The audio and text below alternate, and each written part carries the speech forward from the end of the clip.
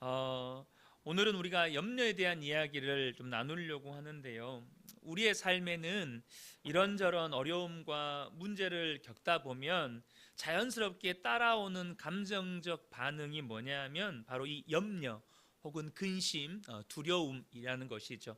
물론 우리가 세부적으로 나누면 염려와 근심, 두려움, 걱정 의미들을 국어 사전적 의미로 나눌 수는 있겠으나 그 모든 것들이 이 염려라고 하는 큰 카테고리 안에 들어간다고 할 수 있습니다. 이 염려가 심각한 문제가 되는 것은 많은 성도들이 염려하는 것이 지극히 자연스럽게 발생하는 감정적 반응이다 보니까, 또 당장 염려한다고 해서 내 삶에 무슨 큰 위기가 닥치거나 문제가 생기는 것이 아니기 때문에 내 안에 이 염려의 반응이 일어나는 것에 대해서 아무렇지 않게 여기고 방치하는 경우가 많다는 것입니다.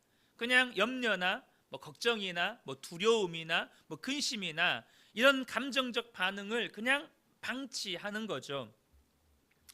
어떤 문제나 어려움이 생길 때 우리 마음에 이런 근심과 염려가 사로잡습니다.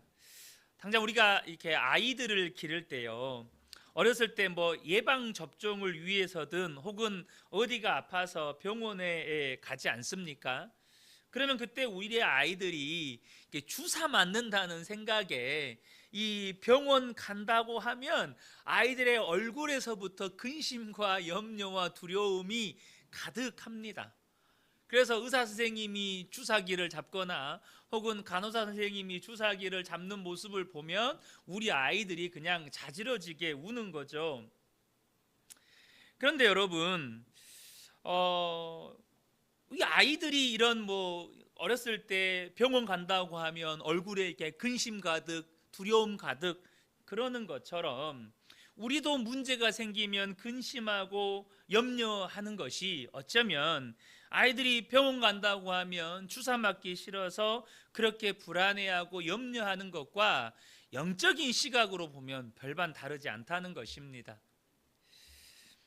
경제적으로 어려운 문제가 생기거나 인간관계에서 어려운 문제가 생기거나 또 건강에 문제가 생기거나 하는 일이 계획대로 되지 않거나 또 누군가 나에게 오해를 하거나 또 안 좋은 말을 하거나 교회 안에서 어떤 성도가 나를 바라보는 시선이 조금 안 좋아 보이거나 그 외에도 이런저런 어떤 문제가 생길 때 염려가 우리의 마음을 사로잡습니다.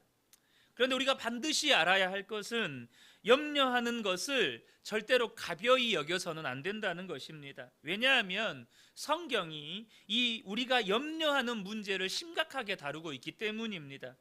그러므로 혹시 지금 마음속에 어떤 어려운 문제로 인해서 마음에 염려가 있다면 지금 내가 영적으로 심각한 문제가 있다라고 여러분들이 깨달으셔야 합니다. 염려가 내 마음을 사로잡고 있다. 염려가 내 속에 있다. 이것은 영적으로 문제가 생겼다는 뜻입니다. 왜 많은 성도들이 예수를 믿고도 이 염려의 문제에 시달리고 삽니까? 단순히 어떤 문제나 어려움이 있기 때문이라고 말해서는 안 됩니다. 그것은 염려의 무서움, 그리고 염려가 가진 이 문제의 심각성을 깨닫지 못하고 염려를 그냥 방치해버리기 때문에 염려에 붙잡혀 사는 것입니다. 인생을 살다 보면 어려움이나 문제가 생기고 그러면 염려하는 것이 당연한 일 아니겠는가? 누구나 근심하고 염려하고 사는 거 아닌가? 그렇게 생각하면서 사는 거죠. 그런데 여러분, 염려가 영적으로 얼마나 심각한 문제인지를 정확히 모르다 보니까 우리 속에 그냥 염려를 방치하고 사는 거예요. 마태복음 6장 25절과 27절을 보면 그러므로 내가 너희에게 이르노니 목숨을 위하여 무엇을 먹을까 무엇을 마실까 몸을 위하여 무엇을 입을까 염려하지 말라. 목숨이 음식보다 중하지 아니하며 몸이 의복보다 중하지 아니하냐. 너희 중에 누가 염려함으로 그 키를 한 자라도 더할 수 있겠느냐. 지금 예수님께서 제자들에게 염려하지 말라라고 명령하셨습니다. 왜 염려하지 말라고 말씀하셨을까요? 아주 단순하게는 염려가 우리에게 아무런 유익이 되지 않기 때문입니다. 만약에 염려하는 것이 유익이 된다면, 오늘 방금 읽었던 말씀을 빌려서 염려해가지고 키가 1cm라도 자랄 수 있다면 예수님은 힘쓰고 애써서 염려하라고 말씀하셨을 거예요. 염려가 우리에게 단 조금이라도 유익이 된다면 주님은 분명히 우리에게 염려하라고 말씀하셨을 거예요. 그러나 염려가 어떤 유익도 되지 않기 때문에 우리에게 염려하지 말라고 말씀하시는 것입니다. 고린도후서 7장 10절을 보면 하나님의 뜻대로 하는 근심은 후회할 것이 없는 구원에 이르게 하는 회개를 이루는 것이요 세상 근심은 사망을 이루는 것이니라. 여러분, 근심에는 두 가지 종류가 있습니다. 우리에게 유익이 되는 근심이 있고 우리에게 해악이 되는 근심이 있습니다. 여러분, 우리에게 근심이 유익이 될 때가 있습니다. 그것은 어떤 언제일까요? 성령께서 말씀을 통해서 우리 속에 있는 죄를 들추어 내셔서 이전에는 그것이 내가 죄인지 모르고 살다가 이제는 그것이 죄라는 것이 분명하게 알게 되어지고 깨닫게 되어져서 그것으로 인해 내 안에 막 근심이 일어나고 염려가 일어나서 도무지 가만히 있을 수가 없는 거예요. 그래서 회개에 이르게 하는 바로 주님 뜻대로 하는 근심입니다. 이것으로 그렇게 근심함으로 말미암아서 회개하여 구원에 이르게 하는 이 성령의 근심은 우리에게 유익이 되는 근심이에요. 그런데 어떤 근심은 우리에게 해악이 됩니까? 바로 무엇을 마실까? 무엇을 입을까? 무엇을 먹을까? 이 세상 근심은 우리를 사망에 이르게 한다는 거예요. 그러므로 여러분, 저와 여러분 안에 어떤 근심과 염려가 있을 때 이것이 하나님의 뜻대로 하는 근심과 염려인지 아니면 세상 근심과 염려인지를 먼저 분별할 수 있으셔야 한다는 것입니다. 그러면 왜 하나님은 우리에게 이렇게 염려에 대해서 경고하실까요? 염려하지 말라고 말씀하시는 것일까요? 그 첫 번째는 뭐냐면 염려한다는 것은 당장 우리 안에 하나님을 믿는 믿음이 없다는 뜻이기 때문입니다. 하나님을 지금 내가 염려하는 그 문제에 대해서 신뢰하지 않고 있다는 뜻이에요. 그래서 여러분, 저와 여러분 마음에 근심과 염려가 있다는 것은 쉽게 말하면 나는 하나님을 믿지 않아요, 나는 하나님을 신뢰하지 않아요 라고 말하는 것과 같다는 거예요. 여러분, 우리가 입술로 하나님을 안 믿는다고 말하지는 않지만 염려하고 근심하는 것은 하나님 보실 때 우리가 하나님을 향해서 나는 그 문제만큼에서는 하나님을 안 믿어요, 그 문제에 대해서만큼은 나는 하나님 못 믿겠어요 라고 하나님께 신앙 고백을 하는 것과 똑같다는 거예요. 여호수아가 모세의 뒤를 이어서 이스라엘의 지도자가 되었을 때 얼마나 그 마음 가운데 두려움과 근심과 염려가 있었겠습니까? 왜냐하면 이제 자신이 모세를 대신해서 이스라엘 백성들을 이끌고 가나안 정복 전쟁을 수행해야 되는데 당장 모세처럼 이스라엘 백성들을 잘 지도할 자신이 없는 거예요. 왜 안 그렇겠습니까? 40년 동안 모세가 행한 일이 얼마나 놀라운 일들입니까? 자신은 그렇게 잘할 자신이 없어요. 또한 이스라엘 백성 중에 출애굽할 때 20세 이상은 여호수아와 갈렙을 제외하고는 다 죽었습니다. 그러니까 여호수아가 제일 어른이에요. 지금 살아남은 자 중에 여호수아와 갈렙이 제일 어른이에요. 얼마나 부담감이 크겠어요. 200만 명을 이끌고 있는데 여호수아와 갈렙이 제일 어른인 거예요.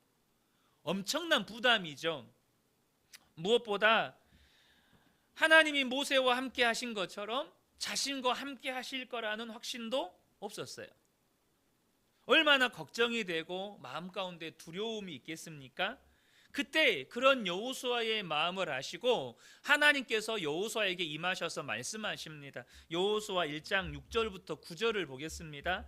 강하고 담대하라. 너는 내가 그들의 조상에게 맹세하여 그들에게 주리라 한 땅을 이 백성에게 차지하게 하리라. 오직 강하고 극히 담대하여 나의 종 모세가 내게 명령한 그 율법을 다 지켜 행하고 우로나 좌로나 치우치지 말라. 그리하면 어디로 가든지 형통하리니 이 율법책을 내 입에서 떠나지 말게 하며 주야로 그것을 묵상하여 그 안에 기록된 대로 다 지켜 행하라. 그리하면 내 길이 평탄하게 될 것이며 내가 형통하리라.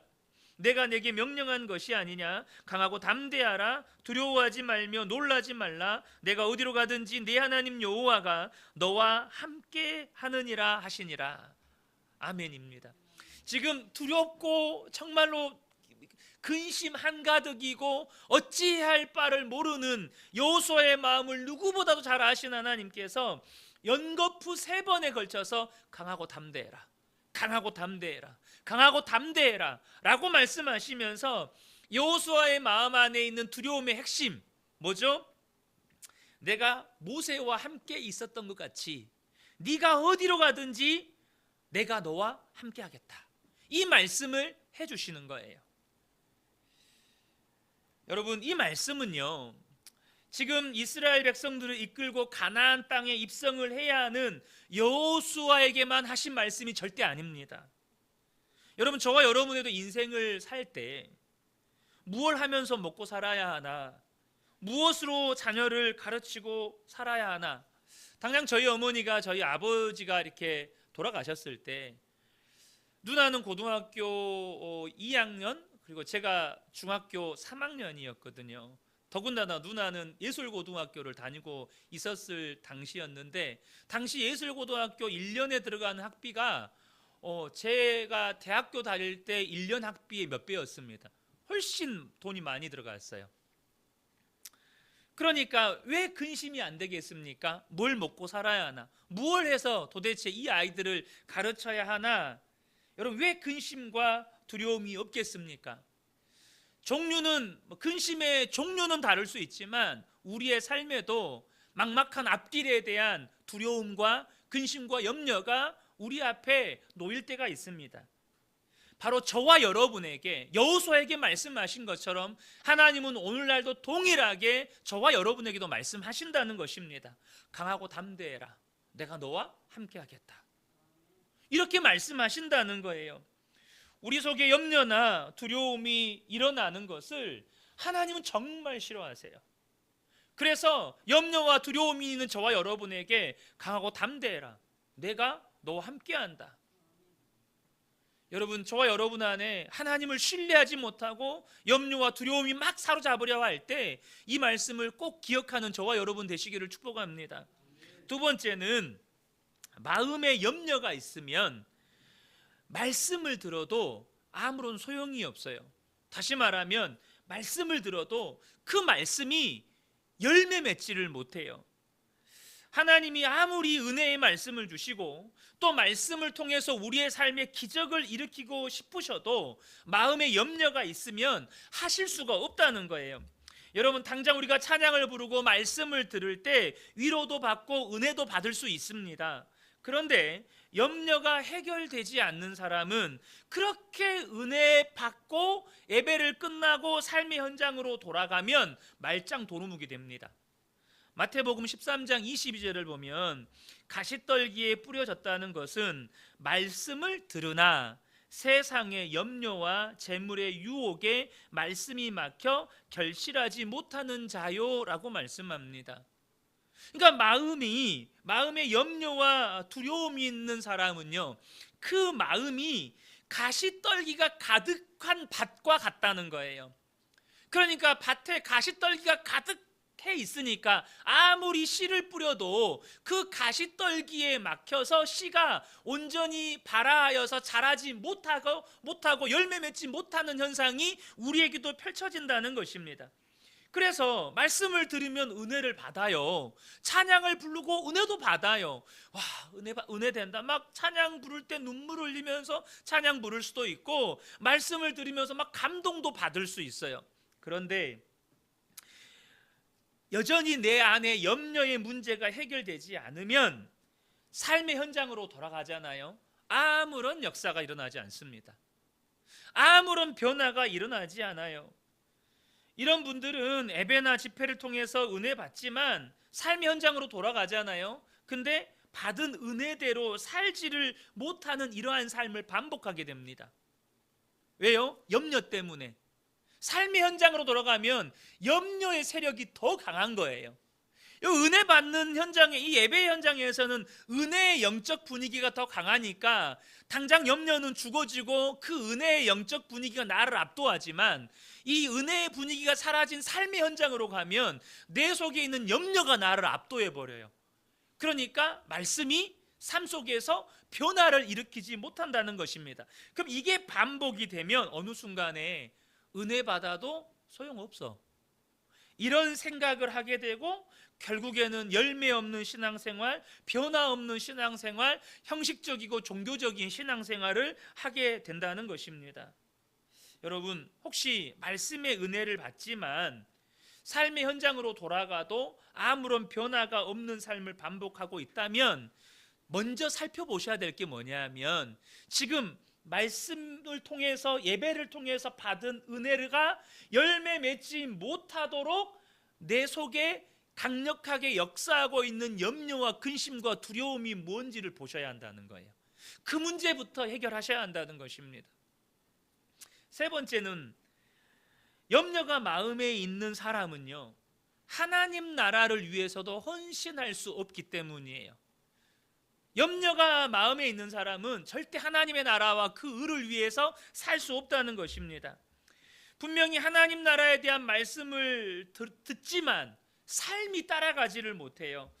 하나님은 우리에게 하나님의 나라와 그 의를 위해 살 수 있도록 마음의 소원을 주십니다. 예를 들면 누군가를 구제할 마음을 주신다거나, 혹은 선교에 동참할 마음을 주신다거나, 누군가를 섬길 마음을 주신다거나, 어쨌든 이런 마음을 주시는데, 마음에 염려가 있으면 마음은 있지만 그 삶으로 하나님 주신 마음에 순종하지를 못한다는 거예요.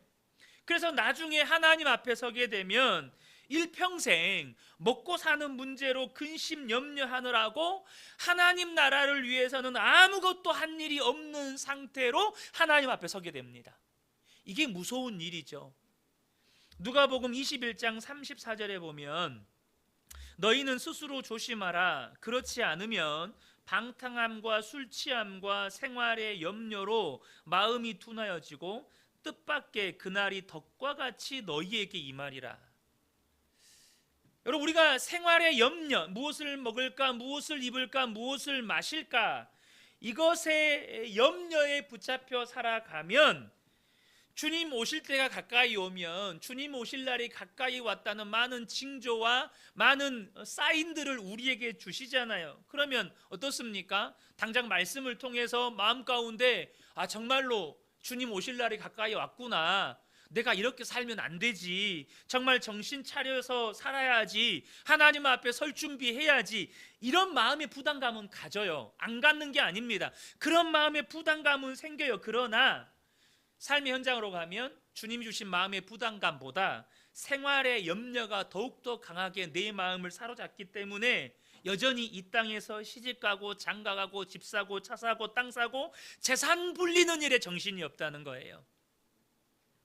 그러다가 어느 날 딱 정신이 드는데 하나님 나라를 위해서 아무것도 한 것이 없는 채로 하나님 앞에 서게 된다는 거예요. 여러분, 이게 두려운 일 아니겠습니까? 우리가 이 땅에 매여서 이 땅에서 먹고 사는 일 때문에 염려하다 보면 정신 차리고 주님 앞에 선 그날에 주님을 위해서, 하나님 나라를 위해서 한 것이 아무것도 없게 되는 거예요. 그래서 여러분, 지금 예수님께서 이 말씀을 하실 때 많은 성도들이 방탕함이나 술 취함은 심각한 문제라고 여깁니다. 그렇지 않습니까? 사람이 방탕하게 사는 것, 술에 취해서 사는 것, 육신의 쾌락에 몸을 던져서 술에 취해 방탕함에 취해 사는 것, 여러분 심각한 문제라고 여기잖아요. 그러나 조금 먹고 사는 문제로 염려하는 것은 그것보다는 훨씬 더 가벼운 문제라고 우리는 생각하잖아요. 그러나 예수님은 방탕함과 술 취함과 생활의 염려를 동일선상에다 두고 계시다는 것입니다. 아주 심각한 문제라는 거예요. 네 번째 이유는 뭐냐면, 무엇보다 염려가 무서운 이유가 이유가 염려 그 자체로 마귀가 틈타는 통로가 되기 때문입니다. 하나님께서 우리에게 그렇게 염려하지 말라고 경고하시는 이유는 염려하는 것 그 자체로 우리의 마음을 완전히 마귀의 놀이터로 만들기 때문입니다. 그래서 본문에 염려하지 말라고 말씀하시면서 그 이유를 이어서 말씀하시는데요, 7절과 8절을 보겠습니다. 너희 염려를 다 주께 맡기라. 이는 그가 너희를 돌보심이라. 근신하라, 깨어라. 너희 대적 마귀가 우는 사자같이 두루 다니며 삼킬 자를 찾나니. 보통 우리는요 7절과 8절을 따로 이렇게 보는 경우가 많아요. 당장 우리가 이번 주일이었나요? 너희 염려를 다 주께 맡기라. 이는 그가 너희를 돌보심이라. 이 한 구절만 말씀을 설교 중에 봤잖아요. 그런 식으로 우리는 구절구절 떼어서 보면 그것 자체로도 분명히 은혜가 되고 하나님의 말씀입니다. 그런데 이 두 구절을 이어서 보면 마귀가 우는 사자처럼 삼키는 자가 어떤 사람인지를 알게 됩니다. 마귀가 우는 사자처럼 삼키는 사람이 누굴까요? 마음에 염려가 가득한 사람입니다. 이 7절과 8절을 이어서 보면 마귀가 우는 사자처럼 삼키는 자는 그 마음이 염려로 가득한 사람. 그러니까 내 마음에 근심과 염려와 두려움을 가지고 있다는 것은 마귀를 향해서 내 마음의 문을 활짝 열어버리는 것과 똑같다는 거예요. 내 마음에 들어와서 마음껏 역사하세요. 이게 된다는 겁니다. 여러분, 무서운 일 아닙니까? 내 마음에 염려를 품고 살고 근심을 품고 살고 두려움을 품고 살고 있다면 이미 나는 마귀가 내 마음속에 마음껏 난장판을 만들어도 좋다고 이렇게 문을 열어주는 게 되는 거예요. 얼마나 무서운 일입니까? 여러분, 우리가 왜 마음을 지켜야 합니까? 그 이유는 우리 마음이 주님이 거하시는 곳이고 마음에서 주님을 만나고 우리의 삶 전체를 바꾸는 역사가 마음에서부터 시작되기 때문입니다. 그런데 마귀가 생활의 염려와 근심과 걱정으로 내 마음을 먼저 점령해 버리면 여러분, 주님이 역사하실 수가 없는 거예요. 주님이 내 마음 가운데 역사하실 수가 없는 거예요. 반대로 예수님을 진짜 내 마음의 주님으로 딱 모시고 살면, 정말로 예수님이 내 마음을 가득 채우고 살면 근심과 염려는 들어올 틈이 없는 것입니다. 이것을 모르기 때문에 많은 성도들이 마음의 염려와 근심이 일어나는 것을 그냥 별일 아닌 것처럼, 뭐 요즘 사람들 다 근심 걱정 없는 사람이 누구냐, 그냥 그렇게 방치하며 산다는 거예요. 그걸 무슨 큰 죄라고 여기지 않는 것입니다. 만약 여러분 몸에 암이 있는 것이 발견되었다면 여러분 어떻게 반응하시겠습니까? 당장 주변의 믿음의 사람들에게 기도 부탁하고 빨리 병원에 가서 치료 방법을 찾고 치료 스케줄을 세워가지고 곧장 치료에 들어가지 않겠습니까? 왜 그렇게 합니까? 암이 심각한 문제라고 여기기 때문이죠. 그런데 마음의 염려에 대해서는 그렇지 않습니다. 어떤 분은 마치 염려가 애인이라도 된 것처럼 염려하고 딱 붙어 삽니다. 그래서 잠도 못 자고 몇 날 며칠 제대로 먹지도 못해요. 여러분, 그럴 때 문제보다 그 일로 인해서 내가 염려를 가지고 있다는 것이 훨씬 더 심각한 문제라는 사실을 아셔야 합니다. 어느 선교사님이 한참 팬데믹이 전 세계를 지금 휩쓸 때, 코로나가 전 세계를 휩쓸 때 자기가 섬기는 나라에서 코로나로 13명이 이렇게 숨지게 되었는데 이 일로 정부가 봉쇄 조치에 들어간 거예요. 봉쇄 조치에. 그러니까 사람들이 이동도 못하고 경제활동도 제약을 받고 너무너무 어려움에 처하게 됐습니다. 그 일로 자살을 선택한 사람이 875명이었습니다. 그러니까 코로나로 죽은 사람은 13명인데 그것 때문에 경제 활동이 어려워지고 이런저런 어려움 때문에, 두려움 때문에, 염려 때문에 자살을 선택한 사람이 거의 900명에 육박했다는 거예요. 이것이 염려의 파괴력입니다. 문제보다 그 문제로 인해서 염려가 사람들의 마음을 사로잡는 것이 더 무서운 일이라는 것입니다. 여러분, 혹시 여러분 안에 염려가 있고 근심이 있고 두려움이 있다면 절대 방치하시면 안 됩니다. 적어도 이 밤에 함께 예배드린 우리 모든 성도님들에게는 믿음이 있습니다. 어떤 믿음이요? 하나님 살아계시고, 그 하나님 나를 사랑하시고 나의 아버지 되시고, 예수님은 나를 위해서 십자가에서 죽으셨고, 여러분 그러죠? 그 예수님이 이제는 성령으로 내 안에 함께 계시고 나를 보호하시고 나를 인도하신다. 여러분 이거 믿으시잖아요. 여러분 이것이 얼마나 놀라운 믿음입니까? 그런데 그것을 믿는다면서도 동시에 염려도 가지고 있어요. 뭐 경제적인 문제, 건강 문제, 관계 문제, 뭐 앞길의 문제, 그런 문제로 인해서 염려를 계속 끌어안고 있습니다. 여러분 성도는요 절대 문제 때문에 망하는 경우가 없습니다. 문제 때문에 무너지는 경우는 없어요. 믿음이 바로 서지 못하기 때문에 무너지는 것입니다. 믿음이 바로 서 있지 못하기 때문에 무너지는 거예요.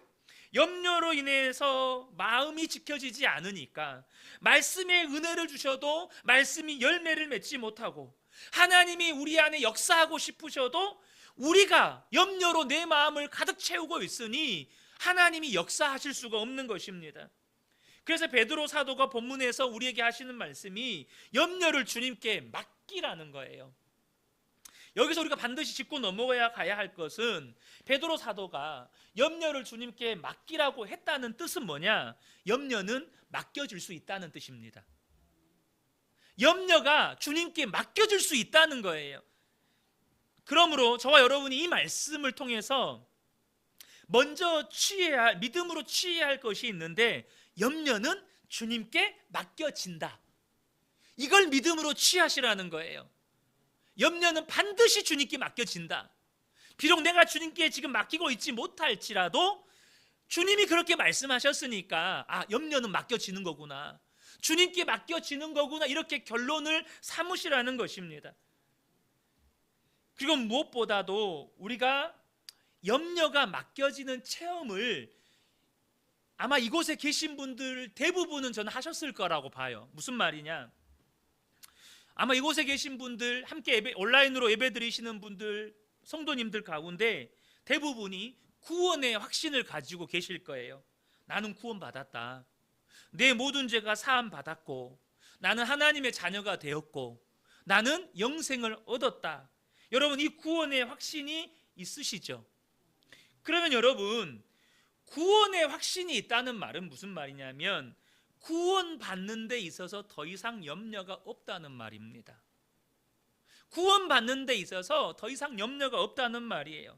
나는 구원받았다, 나는 모든 죄가 사함 받았다, 이것이 안 믿어지는 사람도 있습니다. 그러니까 죽는 것 혹은 하나님 앞에 서는 것이 두렵고 불안하고 염려가 되는 거예요. 그런데 믿어지는 사람은 이 구원의 문제에 대해서 더 이상 염려하지 않습니다. 그러니 여러분, 구원의 확신이 있는 사람은 염려에서 벗어난 경험이 있다는 뜻이에요. 구원의 문제에 있어서 이 구원의 문제에 대한 염려에서 벗어난 경험이 있다는 거예요. 그런데 여기서 중요한 사실은 뭐냐? 구원의 확신만 염려하지 않게 되는 것이 아니라 우리의 삶의 모든 영역에서 우리는 염려를 주님께 맡길 수 있다는 것입니다. 구원의 문제만이 아니고 우리가 살아가면서 겪게 되는 모든 문제에 대한 염려를 주님께 반드시 맡길 수 있어요. 그리고 이것도 반드시 말씀대로 되는 것임을 믿으셔야 합니다. 그 믿음을 가지고 주님을 바라보기 시작하면 주님은 우리 안에서 역사하기 시작하십니다. 무슨 문제가 있든지, 얼마나 많은 문제가 있든지 우리 속에서, 그래, 하나님이 내 문제 알고 계시지. 무엇보다도 문제보다 크신 세상보다 크신, 세상을 이기신 예수님이 내 안에 계시지. 주님께는 그 모든 문제에 답이 있지. 그러면 주님이 내가 지금 겪고 있는 이 문제도 극복하게 하시겠구나. 여러분, 그 사실이 믿어지는 역사가 일어난다는 거예요. 그게 믿어지니까 염려가 사라지는 것입니다. 여러분, 염려는요, 내가 없애려고 노력해서 염려가 없어지는 게 아닙니다. 쉽게 말하면 내가 오늘부터 염려 안 해야지, 염려 절대 안 해야지, 내 속에서 절대 두려워하지 않아야지, 이렇게 자기를 끊임없이 마인드 컨트롤을 해도 여러분, 염려나 근심이나 두려움이 사라지지 않습니다. 여러분, 우리 마음 안에 있는 염려는요, 내 마음의 생각이 염려를 향하지 않고 주님을 향하게 되어질 때 없어지는 것입니다. 그래서 주님으로 내 마음과 생각이 충만하게 될 때 염려가 사라지는 거예요. 문제보다 주님이 크게 보이기 시작할 때 염려는 점점점 희미해지는 것입니다. 근데 내 생각이 문제를 향해 있어요. 주님보다 문제가 커 보여요. 그러면 염려는 더 내 마음을 사로잡게 되는 것입니다. 그러므로 우리 사랑하는 성도님들이 이제부터 어떤 문제 때문에 염려가 딱 내 마음에 들어오려고 하면 그때 뭐 해야 돼요? 주님을 생각하고 주님을 찾는 분들이 되셔야 합니다. 내 마음이 주님으로 가득 차서 더 이상 염려가 내 마음을 사로잡을 수 없을 때까지 계속해서 주님을 찾고 주님을 구하고 염려를 주님께 맡기는 그런 은혜를 구하셔야 한다는 거예요. 여호수아가 그렇게 두려움과 염려 가운데 있었지만 하나님의 말씀을 듣고 하나님의 말씀을 붙잡고 그 두려움과 염려 가운데서 일어났습니다. 여러분, 하나님의 말씀을 들었다고 해서 당장 가나안 족속들이 다른 지역으로 막 도망간다거나, 여러분 뭐 범람할 듯 흐르는 요단강이 막 뚝 끊어진다거나 아무 일도 일어나지 않았습니다. 그러나 달라진 것이 있다면 여호수아가 하나님의 말씀을 받았고 하나님의 말씀을 붙잡고 그 자리에서 일어섰다는 거예요. 아직도 요단강은 갈라지지 않았고 여리고 성도 무너지지 않았고 가나안 족속들은 건재하지만 여호수아는 말씀을 붙잡고 달라졌습니다. 여호수아의 마음을 사로잡는 건 하나님이었고 하나님의 약속의 말씀이었다는 것입니다. 그리고 여호수아는 가나안 정복 전쟁을 통해서 이 놀라운 하나님의 역사를 경험하게 됩니다. 여러분, 이것이 저와 여러분의 삶의 현장에서 경험되어져야 할 은혜입니다. 어떤 문제 때문에 두려움이 일어나고 근심이 일어나고 염려가 일어날 때 주님께서 모든 염려를 주님께 맡겨라. 주님이 너를 돌봐주신다. 주님 말씀하셨으니까 주님, 이 염려를 주님께 맡기겠습니다. 그 말씀 붙잡고 내가 일어서겠습니다. 주님 바라보겠습니다. 어느 순간 염려는 떠나고 어느 순간 그 문제를 정복하시는 하나님의 역사를 내 삶 가운데서 경험해 가는 거예요. 여러분, 제가 그 은혜 교회를 섬기면서 지금도 잘 이해되지 않는 것 중에 하나가 뭐냐면, 숫자도 얼마 되지 않는 우리 교회에 주님은 왜 이렇게 많은 환우들을 보내주실까라는 것이었습니다. 제가 무슨 병을 고치는 능력이 있는 것도 아닌데, 그래서 왜 이렇게 우리 은혜교회 하나님은 많은 환우들을 보내주실까, 이런 생각을 해요. 그래서 제가 주일마다 우리 성도님들을 위한 그 치유의 축복 기도를 할 때마다 제 안에 필요한 것이 믿음입니다. 그런데 도대체 어떤 믿음을 가지고 기도를 해야 할까요? 사실 저에게 제가 기도하면 우리 성도님들이 반드시 나을 것이다 라는 믿음이 있었으면 좋겠지만 그런 믿음은 없습니다. 그러나 제가 분명하게 믿는 게 있어요. 그것은 뭐냐면 주님이 함께 하신다는 거예요. 두세 사람이 내 이름으로 모인 곳에 나도 그들 중에 있느니라. 주님이 말씀하셨어요. 내 안에도 계시고 우리 성도님들 안에도 계시고 분명히 주님은 우리와 함께 계십니다. 여러분 그거면 충분하지 않습니까? 우리와 함께 계신 하나님은요, 우리의 모든 연약함과 병을 짊어지셨다고 말씀하셨습니다. 마태복음 8장 17절 보면 이는 선지자 이사야를 통하여 하신 말씀에 우리의 연약한 것을 친히 담당하시고 병을 짊어지셨도다 함을 이루려 하심이더라. 주님이 우리의 모든 연약함과 질병을 짊어지셨다는 거예요. 십자가에서 다 해결하셨다는 거예요. 근데 여러분 보세요. 우리가 어떤 심각한 질병을 가지고 있다는 걸 알게 됐어요. 그런데 그 질병을 가진 사람들을 수없이 많이 치료한 대한민국의 최고의 권위를 가진 의사를 만나게 된다면, 그 의사는 나와 똑같은 병을 가진 사람들을 수없이 많이 치료했으니까 얼마나 안심이 되고 내 안에 염려와 두려움이, 그 의사를 만났다는 것만으로도, 그 의사에게 치료 방법이 있다는 것만으로도, 그죠? 아직 치료가 시작된 거 아니에요. 무슨 약을 처방받거나 뭐 그런 것도 아니에요. 근데 그 의사를 만났다는 것만으로도 여러분 어떻습니까? 안심이 되고 여러분 염려가 떠나가는 것입니다. 여러분 의사를 만나도 그렇다면 우리가 예수님을 믿을 때 여러분 병이 있더라도 마음의 염려가 떠나는 일이 이상한 일이 아니라는 거예요.